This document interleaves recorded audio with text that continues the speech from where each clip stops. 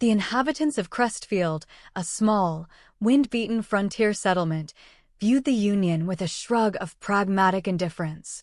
To them, the logic was as stark as the coming frost.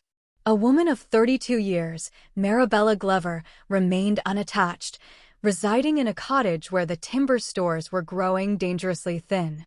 When she gave her consent to wed a man whose full name most neighbors hadn't even bothered to commit to memory, it was seen as a simple matter of survival. Over steaming mugs of coffee and across the worn timber of backyard fences, the consensus was unanimous. Winter was descending with a particular cruelty that year, and the frontier had a historical lack of mercy for a woman facing the elements alone. Yet, sense was the furthest thing from the truth of the moment when Landry Westland stood at the perimeter of her frosted acreage the dawn after her acceptance.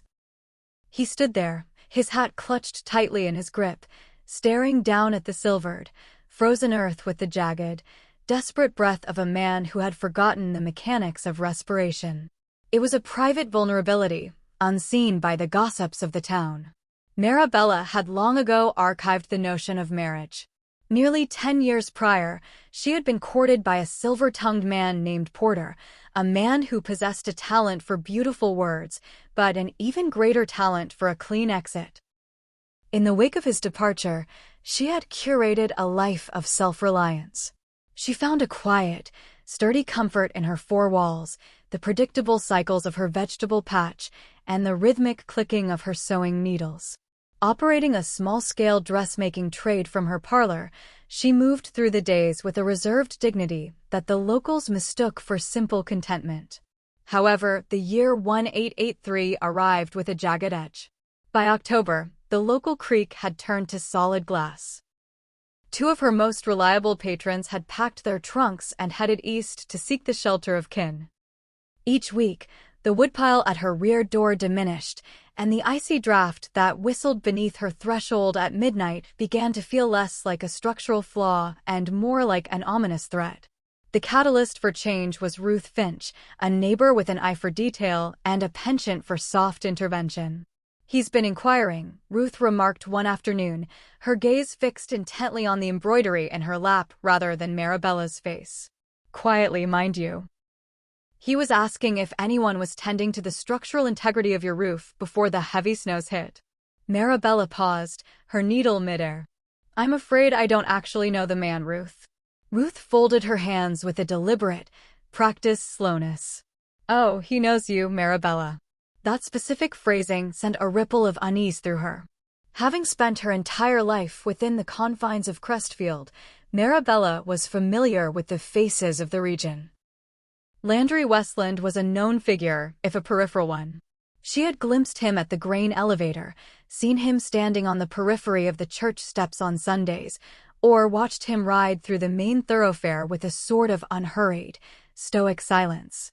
He was the kind of man who seemed either entirely at peace with his solitude or someone who had long ago ceased expecting the world to offer him anything of substance. But recognizing a silhouette and understanding the soul beneath it were two vastly different things.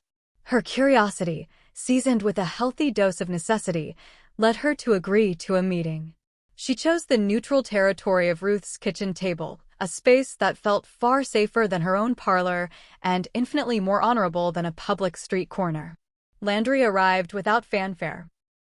He removed his headwear with a practiced motion and took his seat with a stillness so profound it felt choreographed.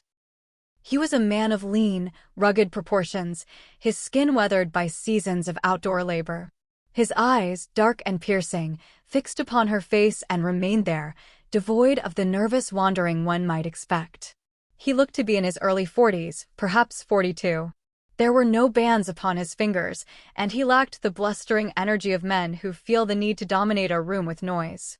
"I have no intention of dressing this up as something it isn't," he began, his voice low and steady. "I appreciate that," Marabella replied. "You require practical assistance," he continued. "I possess a well-constructed home, 2 healthy horses, and a timber reserve large enough to endure 3 consecutive winters. I am not seeking a grand romance, but rather a dignified arrangement between 2 adults who would prefer to face the coming blizzard in company rather than isolation." Marabella absorbed his words, but she focused more intently on his hands. They were resting on the table, clasped with a stillness that felt almost painful, the hands of a man exerting every ounce of his will to suppress a tremor. She told him she would require time to deliberate. For 4 days, she weighed the cold of her empty hearth against the mystery of this silent man. Finally, she sent word she would marry him. The ceremony was a hushed affair, conducted in the presence of Ruth and a traveling minister who carried the scent of stale pipe tobacco. Marabella wore her finest navy wool, its collar stiff and impeccably pressed. She spoke her vows in a voice that didn't waver. Landry, however, did not look at the preacher or the floor. His eyes were locked on hers with an expression that sat precariously between profound relief and an ancient, unspoken sorrow. Marabella tucked that look away in the back of her mind, a mental note to be revisited when the dust of the transition had settled. As they walked toward his house, which was now, legally and spiritually, her house, the afternoon sun was weak, their breath forming ephemeral ghosts in the air. He gave her a tour of the residence with the meticulous efficiency of someone who had spent a great deal of time contemplating how to accommodate her without intruding. In the main room, she stopped short. He had already cleared a prominent shelf specifically for her sewing notions. "You couldn't have known I was a seamstress," she noted, her voice trailing off as she ran a finger over the wood. He was already at the hearth, his back turned to her as he stoked the embers. Ruth might have mentioned it. It was a logical, defensible answer. The kind of answer a man of few words provides to keep the wheels of conversation turning. Yet, the sheer speed of his response, and the fact that he refused to meet her eyes while saying it, lingered with her. It followed her through their first dinner and stayed with her as the fire died down to glowing orange pits. She knew Ruth. She knew that Landry and Ruth hadn't exchanged more than a handful of words in years. So how exactly had such a specific detail been shared? The initial week of their marriage was defined by a cautious rhythm. Marabella mapped the contours of her new life with the focus of an explorer. Landry was a ghost of productivity. He was out in the barns or the timber lots before the sun broke the horizon, yet he returned for meals with a punctuality that bordered on the obsessive. He ate with quiet gratitude, never complaining but never effusive. He cleaned his own dishes. He never loomed in doorways or forced small talk. It was exactly the practical arrangement he had promised.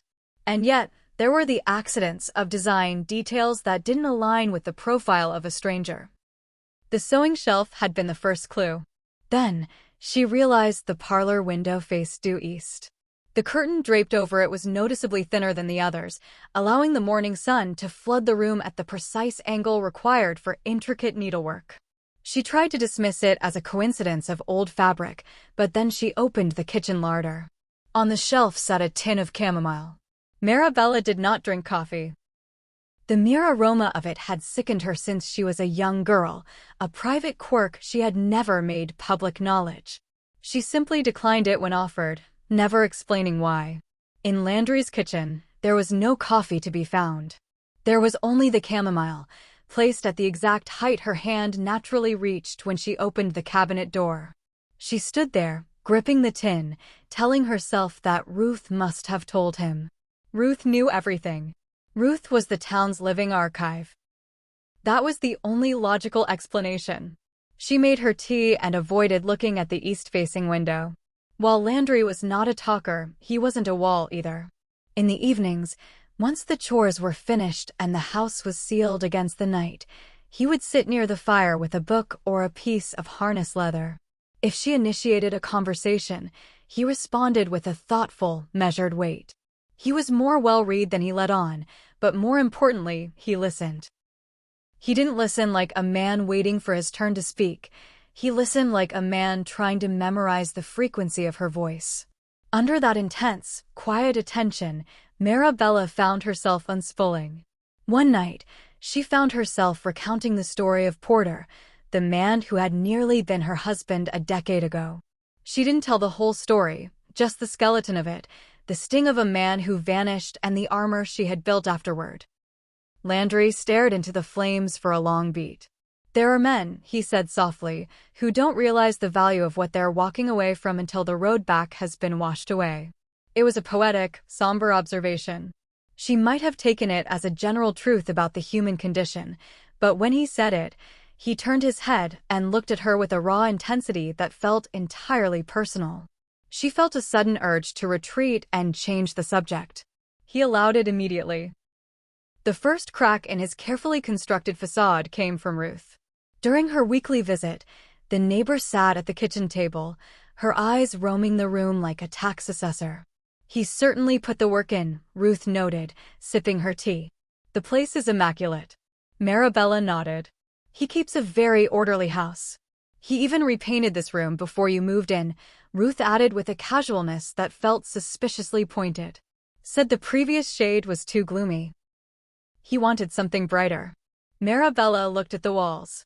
They were a soft, creamy off-white that caught the light and made the small room feel expansive and welcoming. "When did he do the painting?" "Oh," Ruth said, her voice dropping into a conspiratorial register. "Back in September, I believe. Right around the time the news broke that your landlord wasn't going to renew your lease for the winter." Marabella's heart gave a strange, heavy thump.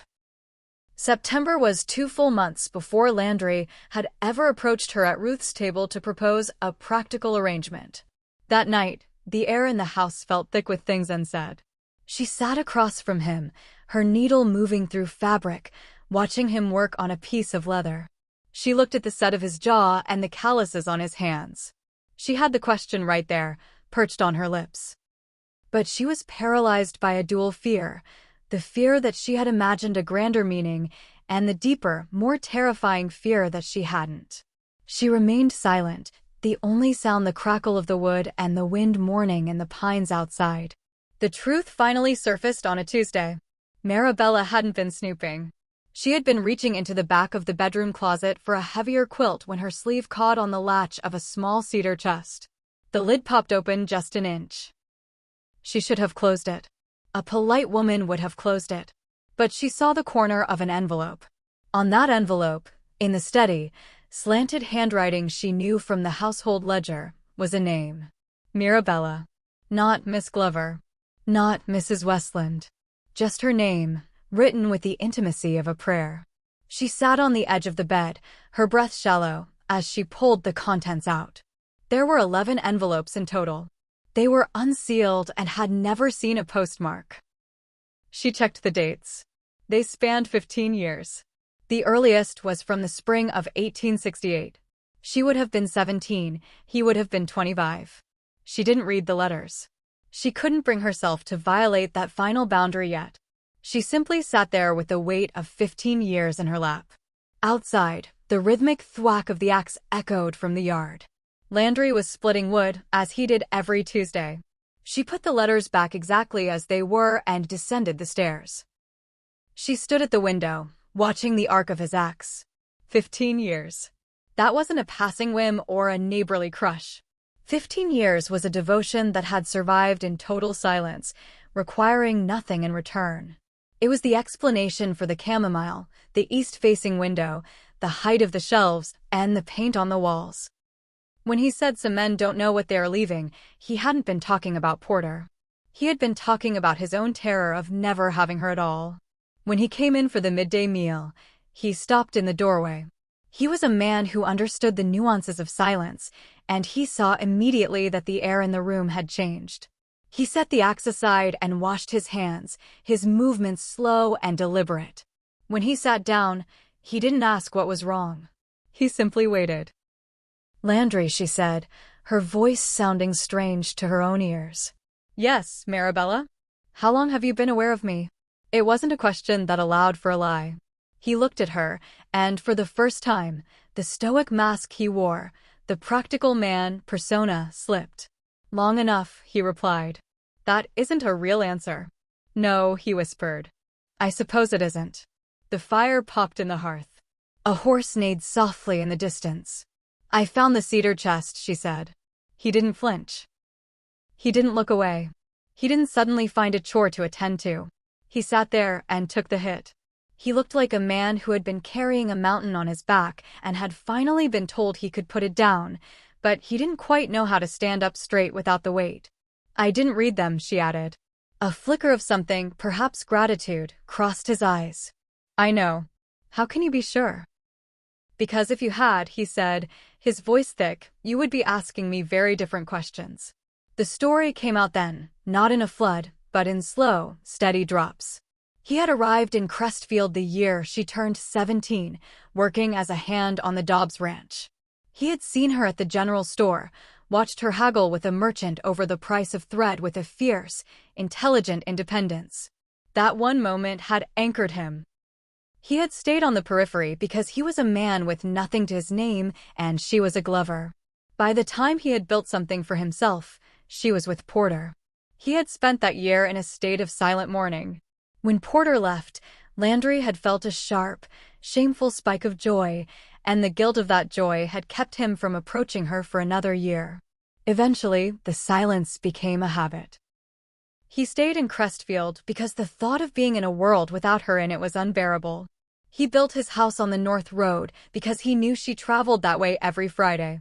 He cut extra wood every year, subconsciously preparing for a household that didn't exist. He wrote letters because the paper was the only place he could be honest. "Why didn't you just speak to me?" she asked. "I didn't feel I had earned the right," he said. And then, so much time passed that I didn't know how to bridge the gap without sounding like a madman. Marabella searched her heart for anger.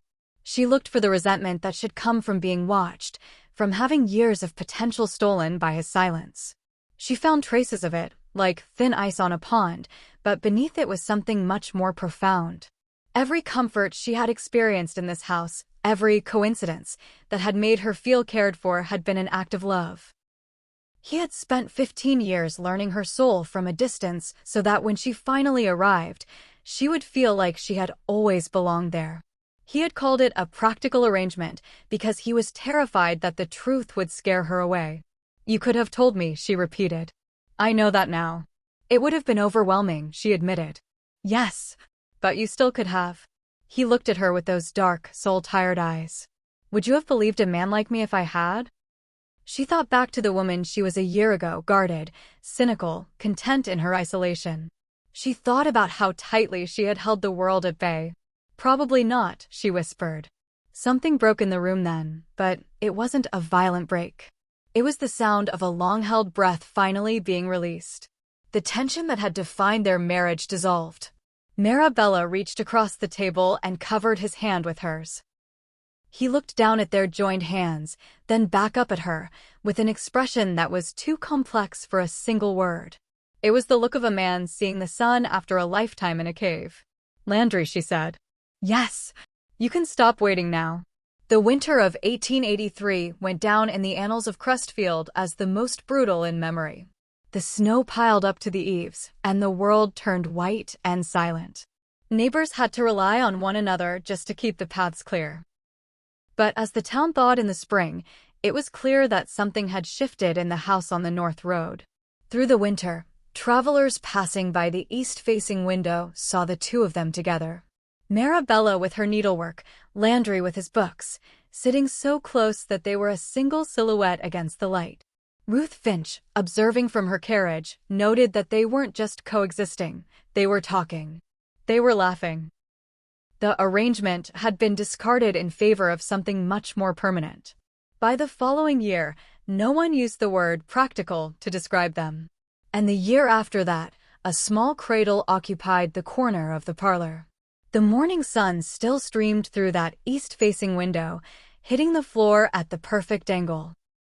Landry Westland would sit there with his wife and child, wearing the expression of a man who had traveled a very long, very cold road and had finally, at long last, stepped through his own front door. Before you go, this story traveled a long way to reach you. Through dusty frontier roads, quiet winter mornings, and 15 years of unspoken feeling. Now, it has somehow found its way to wherever you are in this world. And that is something worth pausing on. Whether you are watching from a small town or a sprawling city, from somewhere cold or somewhere warm, please let us know, where in the world did this story find you today? And if something moved you, or if you think something could have been told differently or better, We genuinely want to hear it. Your thoughts are not just welcome here. They are what makes the next story worth telling.